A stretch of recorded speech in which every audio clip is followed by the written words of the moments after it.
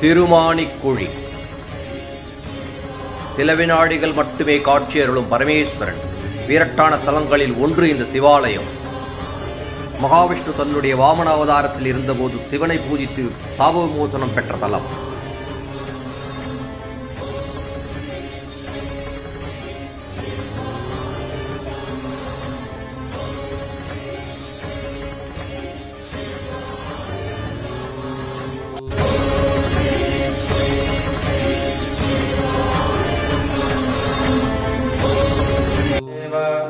தென்னாடுடைய சிவனே போற்றி, எந்நாட்டவர்க்கும் இறைவா போற்றி. சிவசிவ ஜன்கிலர் தீவினஜால சிவசிவ ஜன்ரட தீவினை மாலும் சிவசிவ ஜன்ரட தேவரும் மாவர் சிவசிவ ஜன்ரட சிவகதிதாமே. எல்லாம் வல்ல உமையூர்பாகன் பார்வதி பரமேஸ்வருடைய அனுகிரகத்தினால நடுநாட்டு ஸ்தலத்தில் கடலூர் மாவட்டத்தில் திருமானிக்குழி அப்படிங்கிற திவ்ய க்ஷேத்திரத்தில் நாம் இந்த காணொலியை தரிசனம் பண்ணிட்டு இருக்கோம். அடியேன் மணிகண்ட சிவாச்சாரியார் திருமானி.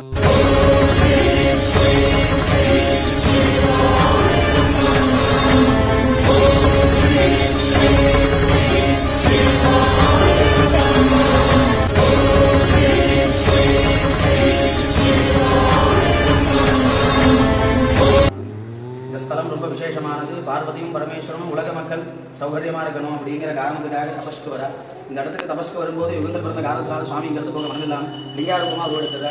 இப்போ சிவலிங்கமா இருக்கக்கூடிய அந்த திருமணிக்கு மகாவிஷ்ணு வாமன அவதாரத்துல இங்க சிவபூஜை பண்ணணும், இந்த ஸ்தலத்துல எழுந்திரணும் அப்படின்னு ஒரு திருவிளையாடல் பண்ண முற்படுறார். இந்த திருவிளையாடல் என்னன்னு கேட்டா, சிவலிங்கமா இருக்கக்கூடிய அந்த மூர்த்தத்துக்கு ரிஷிமுனிவர்கள் ஆராதனை பண்ணிட்டு வர ஒரு நாள் இரவு சுவாமிக்கு ஏற்றப்பட்ட தீபமானது அணைகிற தருவாயில ஒரு எலி பசியின் கொடுமையினால தீபத்துல உள்ள நெய்யை திருடி சாப்பிட முற்படுறது.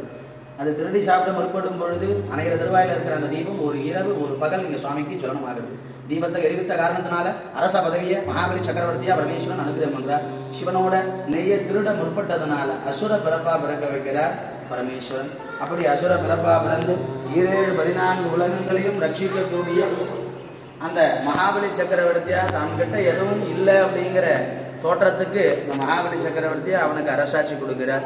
இதுதான் தக்க தருணம்னு கருதி அடுத்து இந்திர பதவி கிடைக்கக்கூடிய வாய்ப்புக்காக அஸ்வமேத யாகங்கள் செய்ய முற்படுறார் இந்த மகாபலி சக்கரவர்த்தி. அசுர குலகுரு சுக்கராச்சாரியருடைய ஆணைக்கிணங்க தன்னுடைய குரு சொல்லிட்டார் அப்படிங்கிறதுனால யாகத்துக்கு முன்னாடி தர்மங்கள் கொடுக்கறது வழக்கம். அப்படி தர்மங்கள் கொடுக்க போகும்போது இது தக்க தருணம்னு கருதி மகாவிஷ்ணு வாமன் அவதாரம் எடுத்து யாச்சக மூர்த்தி அந்தனர் சிறுவனா வந்து மகாபலி சக்கரவர்த்தி கிட்ட யாச்சகம் கேட்கிறார். என்ன யாச்சகம் அப்படின்னு கேட்டா 3 அடி மண்ணை வரமா வாங்கிக்கிறார். 2 அடியில உலகத்தை அளந்துடுறார். 3வது அடியை மகாபலியோட சிரசில கால வைக்க போகும்போது மகாவிஷ்ணுவோட வாகனமா இருக்கக்கூடிய கருடாழ்வாருக்கும் சுக்கராச்சாரியாருக்கும் யுத்தம் ஏற்பட்டுருது. அந்த யுத்தத்துல உண்டான நதி கருட நதி. நாளடைவில் அது மருவி கெடில நதி அப்படின்னு ஆனதா புராணம் சொல்றது. ரொம்ப விசேஷமான இந்த திருத்தலம் அப்படிங்கிறதுனால இவர் முதல்ல மகாபலிக்கு அனுகிரகம் பண்ண க்ஷேத்திரம் அப்படிங்கிற காரணத்தினால இந்த இடத்துக்கு வந்தாதான் அந்த 3 அடி மண் அவன்கிட்ட யாச்சகம் வாங்கின சாபம் தீரும் அப்படின்னு மகாவிஷ்ணுவுக்கு அசரீரி கேட்கறது. அதனால இந்த க்ஷேத்திரத்துக்கு வந்து மகாவிஷ்ணு பூஜிக்க வரார். அப்படி பூஜைக்க வரும்போது அசுரர்களால நிறைய இடையூறுகள் ஏற்படுறது.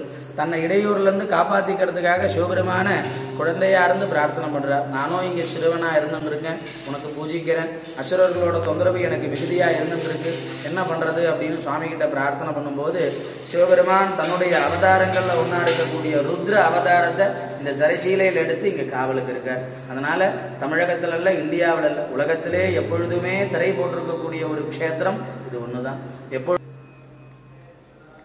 எப்பொழுதுமே திரை போட்டிருந்தாலும் யார் ஒரு அடியர் வந்தாலும் அகத்தியரோட வாக்கிற்கு இணங்க எனினும் புண்ணியம் செய்தவன் உன்னை வந்து பார்ப்பாதாகங்கிறார். பூர்வ ஜென்மாவில் புண்ணியம் பண்ணி சிவபூஜா பலாபலன் இருந்து யார் ஒரு நபர் வந்து இந்த சுவாமியை பார்க்கணும் அப்படிங்கிறத அவர் தான் டிசைட் பண்ணுவா. அதனாலதான் சொல்வா, அவன் அருளாலே அவன்தால் வணங்கி. இதே திருமூலர் பெருந்தகை அழகா சொல்றார் அவருடைய பதிகத்துல, சிவன் அருளால் சிலர் தேவரும் ஆவர், சிவன் அருளால் சிலர் தெய்வத்தோடு ஒப்பர், சிவன் அருளால் வினை சேர இல்லாமை, சிவன் அருள் கூடின் அச்சிவலோகமாமே அப்படின்னு சொல்றார்.